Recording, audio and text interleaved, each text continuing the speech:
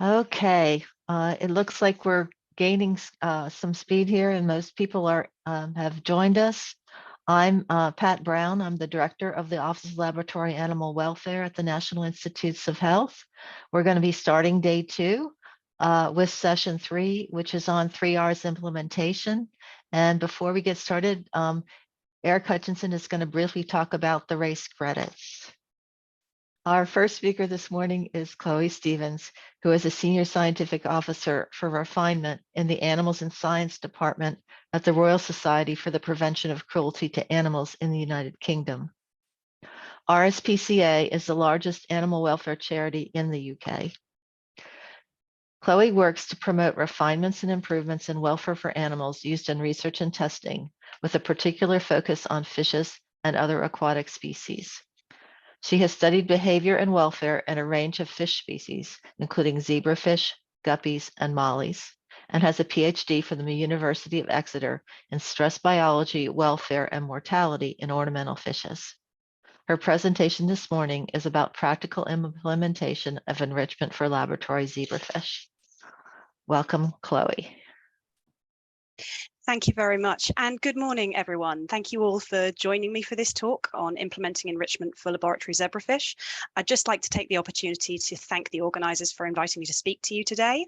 And as Pat has said, my name's Chloe Stevens. I'm a Senior Scientific Officer in the Animals in Science Department at the RSPCA in the UK.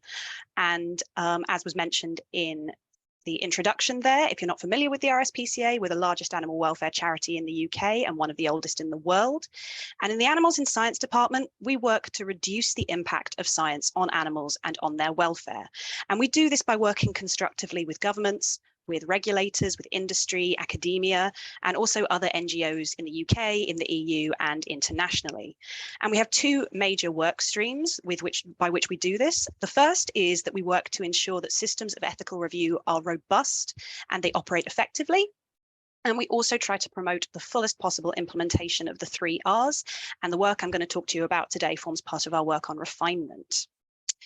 So to set the scene, why did we start working on refinement for zebrafish, and particularly enrichment for zebrafish in the first place? Well, as I'm sure many of you are aware, the use of zebrafish in scientific research has seen a really pretty incredible increase over the last 30 years or so. So this graph shows the number of original research articles published each year which had zebrafish as a keyword in the dark blue bars. But the eagle-eyed amongst you might have noticed that there's also some teal bars on here, and those bars indicate the number of research articles published each year that contain the keyword zebrafish and also housing or husbandry or welfare. And if you're struggling to see those bars, well, here they are.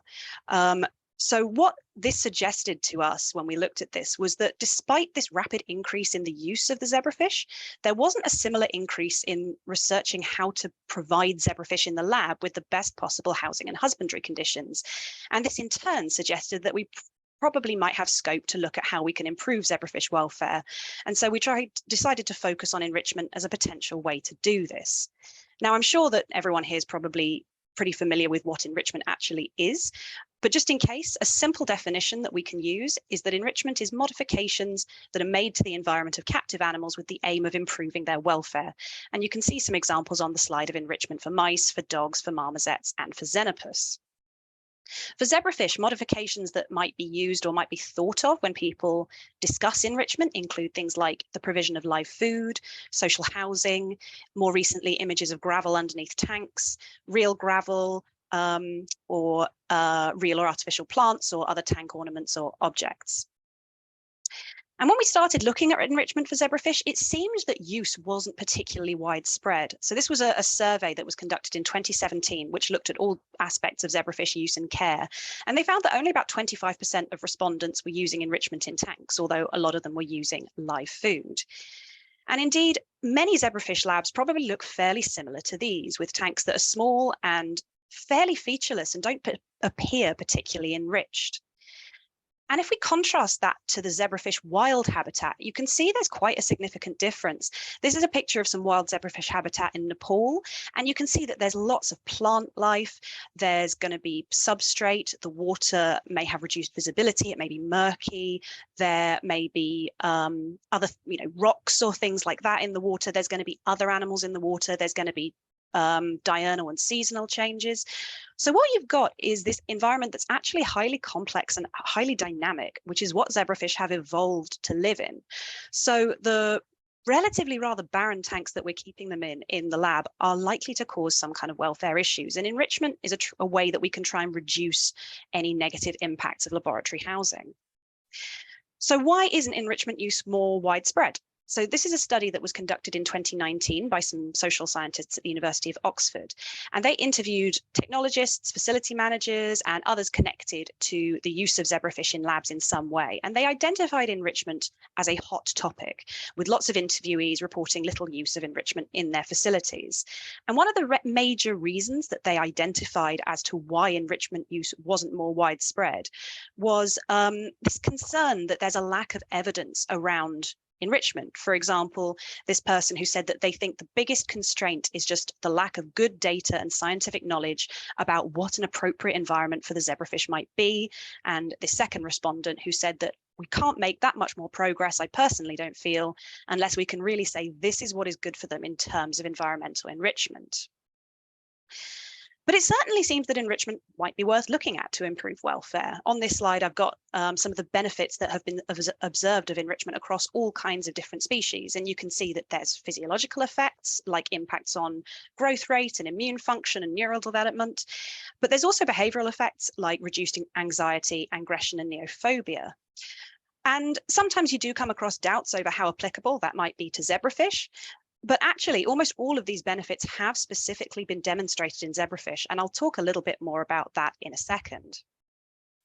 So why use enrichment then? Well, first of all, I would argue that we have an ethical or a moral responsibility to try and provide the animals in our care with the best possible welfare that we can.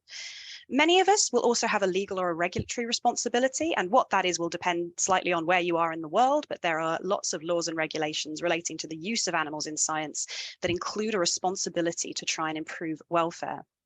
And the final reason is encapsulated by the old adage, which I'm sure everyone is now very familiar with, that happy animals make good science. Animals need to have normal physiology and behavior for us to get good, valid data from them. And to achieve this, we need to ensure that those animals are experiencing good welfare. So what impacts does enrichment actually have on zebrafish? How is it affecting their physiology, behavior, and welfare? So the first part of the project that we conducted on enrichment involved conducting a literature review in which we combed the literature for every paper that we could find on enrichment. And for each paper, we summarized the enrichment strategy that they studied, the welfare parameters that we used to assess the enrichment, and the effects that the enrichment had. And those results are all summarized in easy to read tables, and the paper is fully open access. So do feel free to take a look if you're interested. It's available through the tiny URL link on the slide. And I'll also put that up again at the end if you want to look it up. And so I'm not going to go through all of those papers that we looked at, but what I'd like to do is just highlight a few key results of the papers that we looked at. And I'm going to do that, as we do in our paper, using Bloom-Smith's 5 categories of enrichment, which are physical, social, sensory, dietary, and occupational enrichment. So let's start with physical enrichment. So this is the category of enrichment that is probably the best studied for zebrafish, and it refers to physical objects or items or structures in the zebrafish tank, and it's sometimes referred to as structural enrichment as well. So physical enrichment can increase the complexity of an animal's environment. It can provide refuges or shelters for animals from other animals or from lab staff. And for zebrafish, it might include things like plastic or real plants, rocks or pipes for shelter, and substrates like gravel or sand. So one of the first key questions for any form of enrichment is, do the animals actually want that enrichment in the first place? Do they show a preference for having that enrichment over not having it? And that's exactly what this first study looked at. So this is probably one of the best known papers on this topic. And what the authors did was house zebrafish in these tanks with 2 chambers. And the fish could swim freely between the chambers, and each contained a different condition. And they looked at percentage occupancy. How much time were the fish spending in the side of the tank containing the enrichment compared to the side that didn't contain it. And they found that several forms of enrichment, several forms of enrichment, such as gravel, sand, and a floating plant, were much preferred. The fish spent much more time in those sides of the tank than they did on the barren side.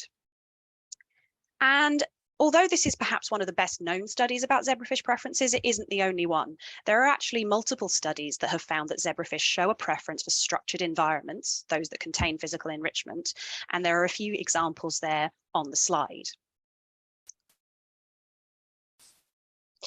But as well as looking at preferences, it's also good to know whether enrichment is going to have effects on zebrafish physiology and behavior when they're housed with that form of enrichment. And that's what this next study looked at. So Carol Lee and colleagues housed zebrafish larvae either in a tank containing gravel and a plant or in a barren tank. And at 30 days post-fertilization, so when the larvae were about a month old, they measured survivorship.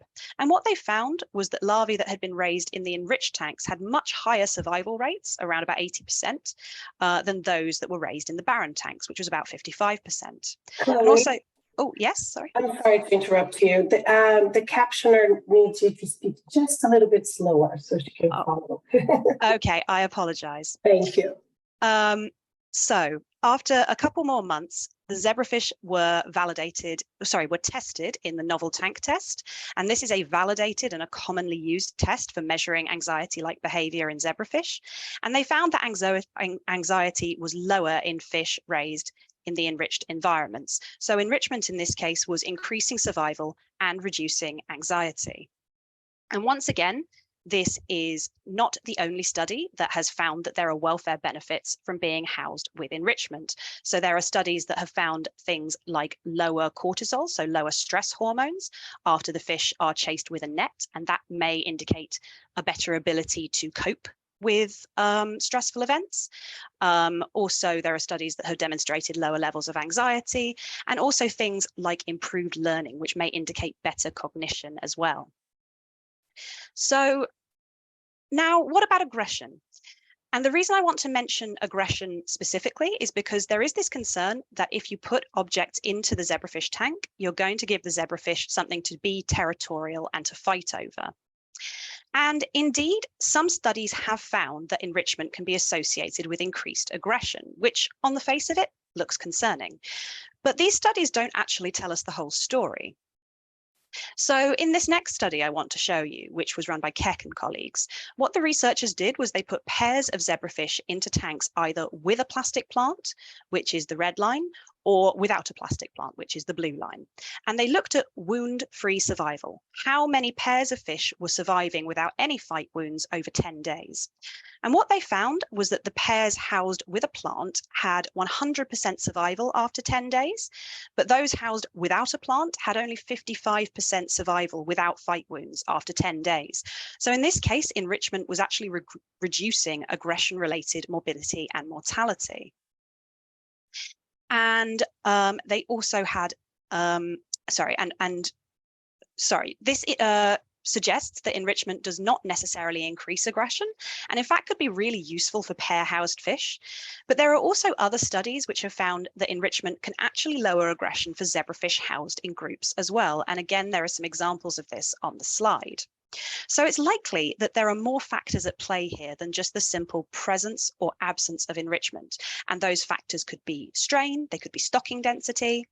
So I would suggest that this indicates that it is worth providing our fish with physical enrichment, but just ensuring that the fish are monitored to check that aggression levels aren't being affected. So now I'm going to move on from physical enrichment and I'm going to talk about social enrichment. So social enrichment refers to providing animals with other individuals to create an enriched social environment, giving them company. Now, presumably, I don't have to convince anyone that zebrafish are indeed a social species. For example, we know that they live in groups in the wild, and we also know that if they are given a choice in the lab, they will choose to be near other fish, they will choose zebrafish over other fish species, and they will generally choose larger groups over smaller groups as well. But is that the whole story? Well, there certainly are studies that have found that being in groups instead of being isolated is associated with lower cortisol and anxiety. But there are also studies that have found the complete opposite. And in fact, there are some studies that I haven't put on the slide that have found no effect of social contact on cortisol or anxiety as well. So what's going on here? Well, it may be that there are other factors at play here. Perhaps what matters is not the simple presence or absence of a group for a zebrafish, but that group's composition. For example, some studies have found that single-sex housing can improve several parameters associated with welfare. And although I'm not recommending single-sex housing, as that comes with a host of other implications, it does support the idea that group composition matters to zebrafish. We also know that zebrafish recognize familiar individuals and interact with them differently. So maybe being with a group of familiar individuals is much more relevant for welfare than being in a group of unfamiliar individuals.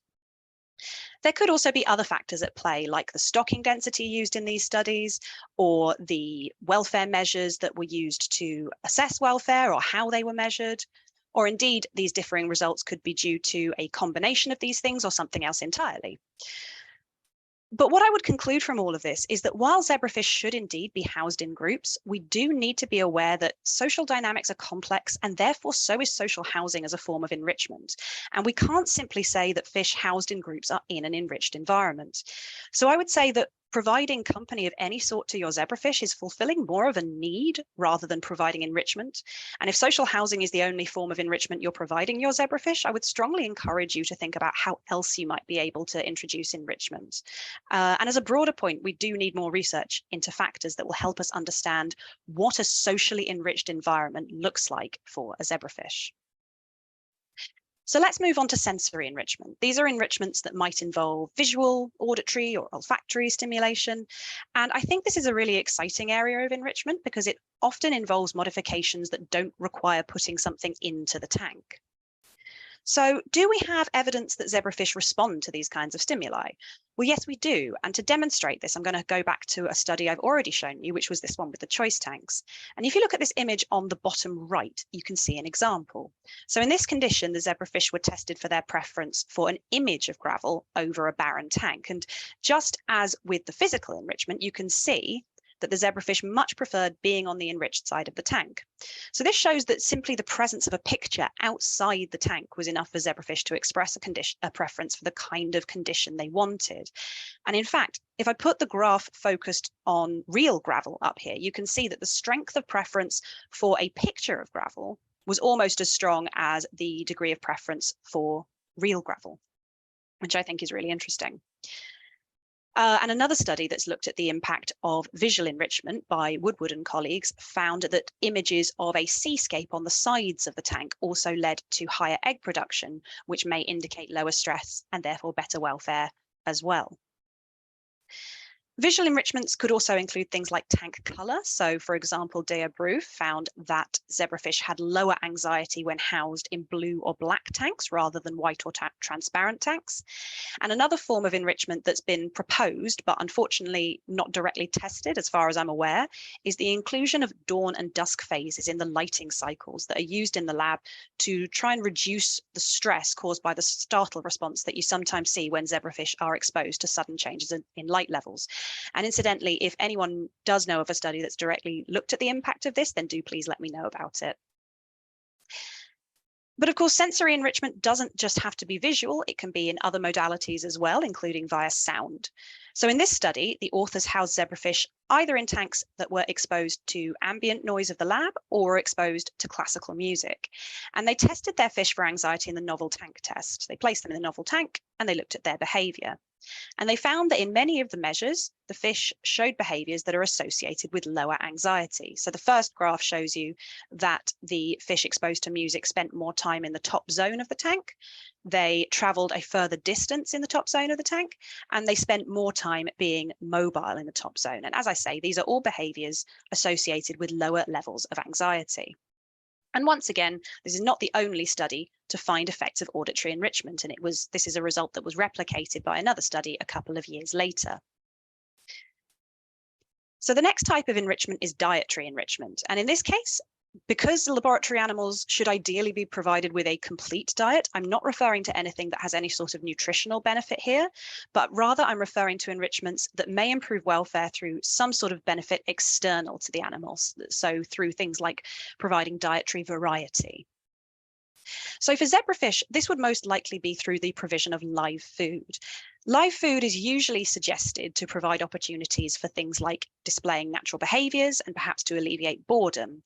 But despite having looked many times, I haven't actually been able to find any empirical evidence for any welfare benefit of live food. So, and again, if you know of one, do please let me know of that study. Now, this isn't to say that live food isn't enriching. I think it probably is, and I would absolutely encourage its use. But I always think that this is interesting to highlight because, as I mentioned at the beginning, you do sometimes get people with a little bit of reluctance to introduce more enrichment and casting doubt on the amount of evidence. But there are forms of enrichment for which there is much, much more empirical evidence than there is for live food. And yet the use of live food is much more widespread. So I always think it's kind of interesting to highlight that dichotomy in the way that we think. So anyway, I'll move on to the final category of enrichment, which is occupational enrichment. So this refers to giving animals something to do. And in other species, it might refer to things like toys or puzzle feeders. And it's a bit trickier to think about how we might provide something like that for a zebrafish, but there may be ways to provide occupational enrichment for fish. And one way that might work is by giving zebrafish water flow to swim against.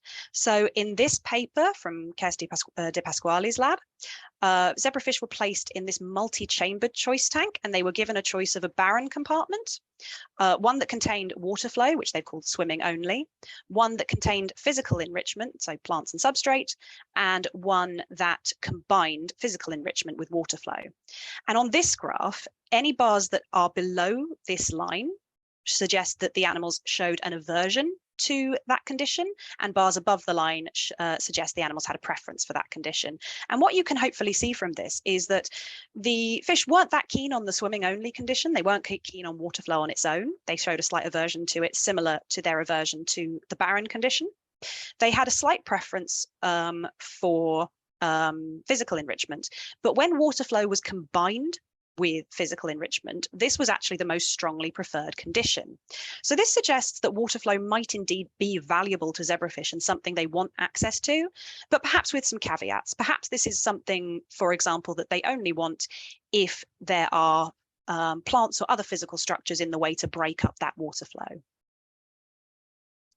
And access to water flow has also been shown to have impacts on behaviour. So in this study, fish were put in a swim tunnel each day, and they were found to be less anxious than unexercised fish. And again, there are other papers that have shown benefits of exercise, such as improved learning and cognition, a lower latency to feed after a disturbance, which again might indicate a better ability to cope with stressors. And there are also some papers that have shown some of the physical benefits that you might expect from exercise similar to humans, like lower oxygen consumption, increased bone volume and mineralization, and things like that might point to overall better health, which might translate to better welfare as well. So having gone through all of that, those studies have hopefully convinced you that there is actually quite a wide range of evidence that shows that enrichment can be beneficial for laboratory zebrafish. But if that's the case, why isn't everyone using lots of it? Well, there are various challenges that people might face when trying to implement more enrichment for zebrafish. So last year, we conducted an international survey on the use of enrichment in zebrafish facilities. And we got about 100 responses. And so if there's anyone in the audience who completed that survey for us, thank you very much. We asked participants about what kind of challenges they've faced when trying to introduce more enrichment. And you can see on the slide how many people have responded with different challenges. Things like concerns over effects on water quality, which was the most frequently cited challenge, resistance from researchers or other staff, not enough staff time, and so on. We also asked people which of these they would say is the biggest or most significant barrier, and you can see there was quite a lot of variation in the answers. So there's a few that are associated with the use of physical enrichment, so people mentioning the difficulty of sanitizing the enrichment or the difficulty of doing health checks on large numbers of animals. There's a few that seem to relate to lack of awareness of the evidence, like not being convinced or not being sure what to try, or running into resistance from researchers. And then there are some like cost or lack of staff time, which I think probably most of us can relate to in some way. So given all of that, and with all of that in mind, how do we actually go about implementing an enrichment program? So the first step, of course, is to select the enrichment that you actually want to try. And this can be tricky. After all, although I would say, and hopefully I've convinced you, that there's plenty of evidence out there for the benefits of enrichment, it can make it hard to know what to choose, especially as lots of papers simply compare enriched to non-enriched conditions rather than comparing amongst different types. One thing that we can do is look at papers like the first one I showed you, which and we can compare the degree of preference shown. So whereas, as I mentioned before, the fish showed a similar degree of preference for the gravel image as real gravel, you can see that if we compare the impacts of a floating plant on a submerged plant, the degree of preference for a floating plant was much stronger than for the submerged plant.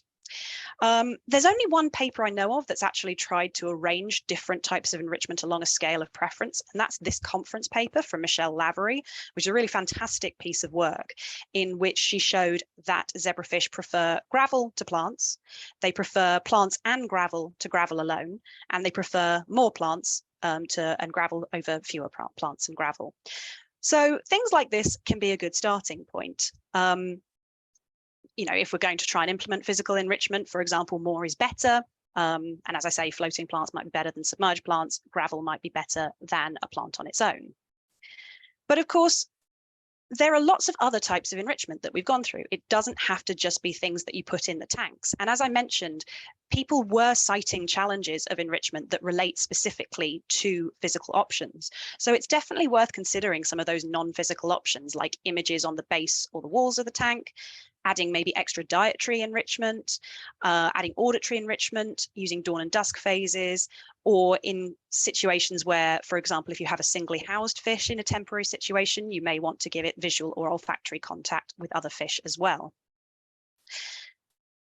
But as we've already seen, lots of the enrichment types studied in the literature do have some conflicting results. So whatever enrichment you decide you want to implement, I strongly encourage you to do so on a small scale first and to do so as part of a trial or study to look at the impacts. So you might assess whether the enrichment is having a beneficial effect by using an ethogram, or you can do something like conducting a preference trial. You could use validated tests of anxiety like the light dark test or the novel tank test. And depending on your lab and the kind of data that's collected there, you might be in a position to collect things like physiological indicators, whether that's the release rates of stress hormones like cortisol, a percular beat rate, and so on. And once you've conducted the trial, you can then, of course, decide whether you want to implement it on a larger scale. But whatever your results, I do strongly encourage you to publish them so we can all benefit from that knowledge, even if it's for an enrichment type that already has evidence in the literature.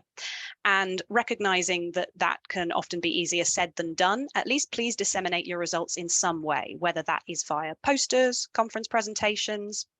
Another way that you might want to share those findings is by adding them to online repositories. So for example, Noracopa, which is Norway's 3Rs Centre, they have a refinement wiki that you can add your findings to if there's a type of enrichment that you have found has worked really well for you. You may also be familiar with this website, which is protocols.io. So this is aimed at sharing methods to help promote reproducibility, but some facilities are already using it to share their facilities' environmental parameters, which I think is absolutely fantastic practice. And you could do something like that, and you could include your enrichment program in that kind of document as well. If you'd like some support for how you might go about doing that kind of study to evaluate enrichment, I encourage you to take a look at the resource on this slide. So this resource was jointly produced by the RSPCA along with the UK's National Centre for the 3Rs and the Institute of Animal Technologists. So it is aimed primarily at technicians. It's written in accessible language, and it should be useful to anyone who wants to conduct this kind of study. And what it does is it provides you with guidance on every step from planning your study all the way through to sharing your findings. So I do encourage you to take a look at that. So for example, this is a table from the resource, which gives examples of the types of different enrichments you might want to try for zebrafish in different housing conditions. So there are ideas for singly housed fish, for breeding pairs, and for stock tanks as well. And the enrichment suggestions are ones that have come from the peer-reviewed literature. The resource also includes things like example ethograms for zebrafish, if that's the approach you choose for evaluating enrichment. And the ethogram I had up a couple of slides ago is available via this resource. But what about all of those challenges that I mentioned earlier? Well, a lot of them are certainly difficult to deal with, and I definitely don't want to minimize that. But I do have a couple of suggestions about how you might be able to start going about addressing some of those potential barriers.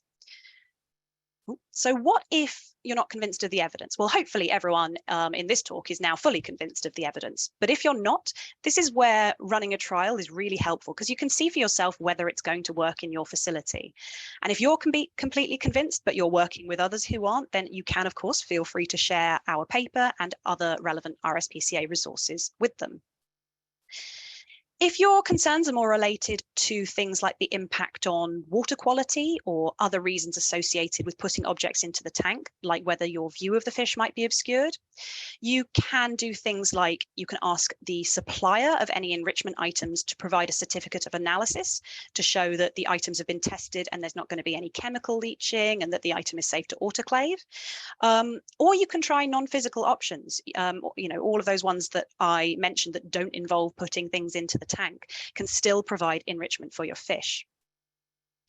If you're not getting the support that you need from colleagues or from other people within the institution, you can try sharing any of our resources with them or any other resources you find to highlight the evidence and the benefits.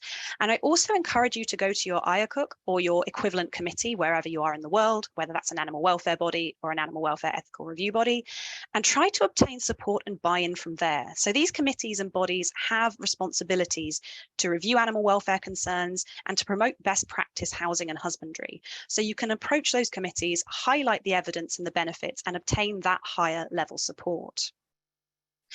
If cost is a barrier, I again encourage you to consider non-physical options like auditory enrichment. You also might want to try a bit of DIY. So for example, one respondent in our survey mentioned that they use cut up mosquito netting because it's autoclavable. Similarly, you don't have to buy branded runners with gravel on them. You might be able to make your own, and that might be as simple as printing or laminating images. So I guess it's a matter of trying to be a little bit creative, because cost is obviously a really, really difficult one. If there's just not the budget, you can't create the budget from somewhere. So yeah, I do encourage you to just sort of try and be a little bit creative, or as I say, try those non-physical options. And finally, if you're really not sure what to try, I'd say that trying something is better than trying nothing. So a couple of things that I'd consider easy wins would be things like introducing plastic plants in tanks for single or pair housed fish, because those are going to probably be on a smaller and more temporary scale than your stockfish anyway. And gravel images, again, under the tanks are one of the sort of easier ones, I would say, to implement. And again, you can also take a look at the evaluating enrichment resource with that table to give you some ideas of what you might want to try.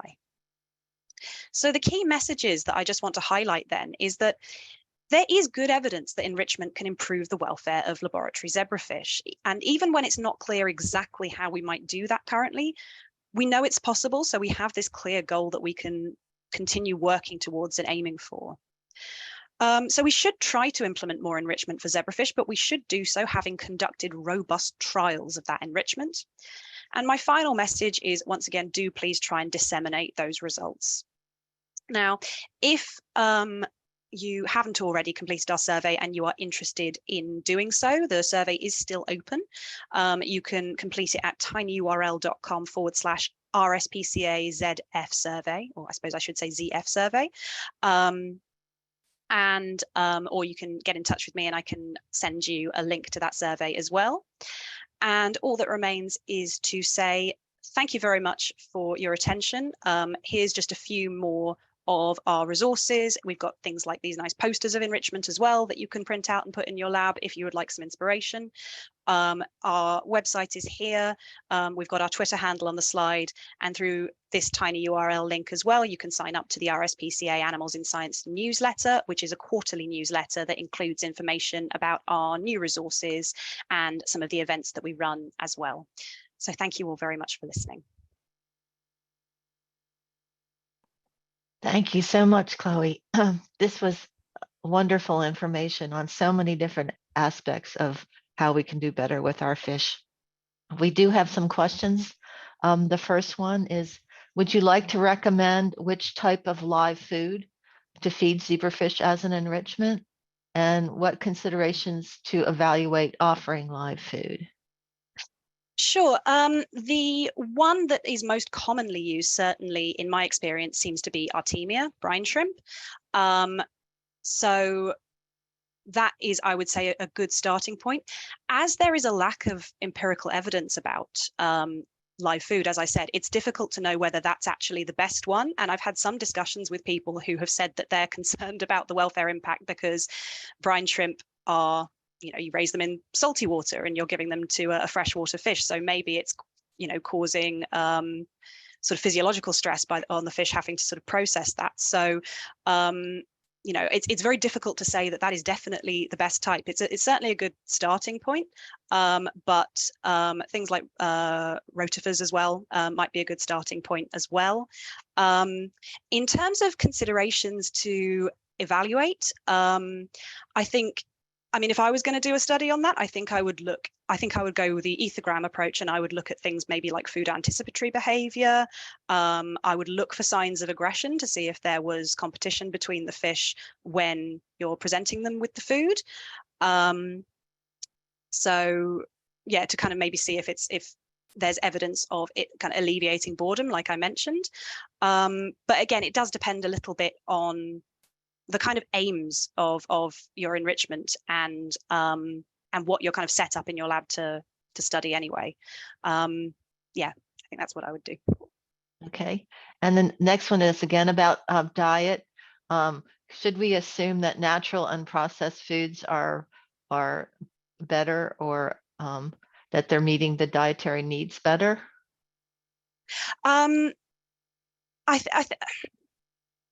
Yeah, I think it's a tricky one. And as I say, what I've tried to do is differentiate between sort of the nutritional impacts, even if it is, even if dietary needs are being met, I'm still trying to sort of differentiate between those nutritional impacts versus impacts like alleviation of boredom, because it's, I think, probably difficult to separate those out, but I think that we probably should, in terms of separating out sort of just the impact on health versus the impact on welfare specifically.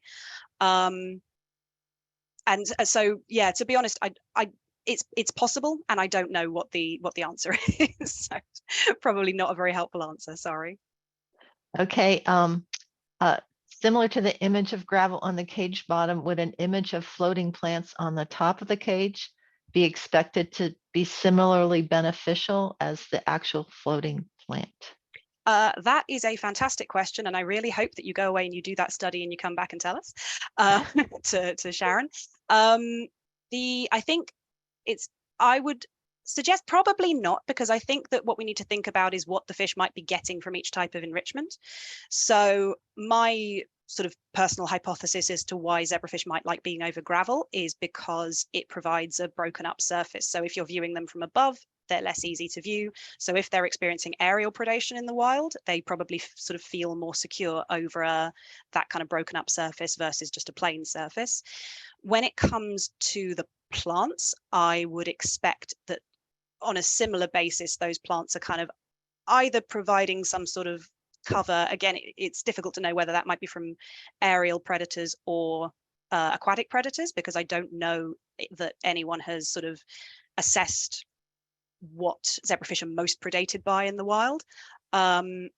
But I would expect that there's probably more benefit of being able to kind of hide behind plants rather than having them always overhead. But as I say, that's just my personal kind of hypothesis. It's not something that I've got kind of data to rely on there. It's just what I suspect might be going on. Okay, is there a musical genre preference? The papers that I've mentioned have all used Vivaldi. I don't know of people who've tried different genres of classical music, but if you want to go for some musical enrichment, then classical music and, as I say, Vivaldi might be a good starting point. Okay. Someone did comment about rotifers for live feed. So I assume they were echoing what you had just said. So, and I think that's all the questions we have at this point. So thank you again. This was, as I said, wonderful information on so many different aspects of these lovely little guys and girls. Well, thank you ever so much. Okay. Okay. And we're going to go ahead and move on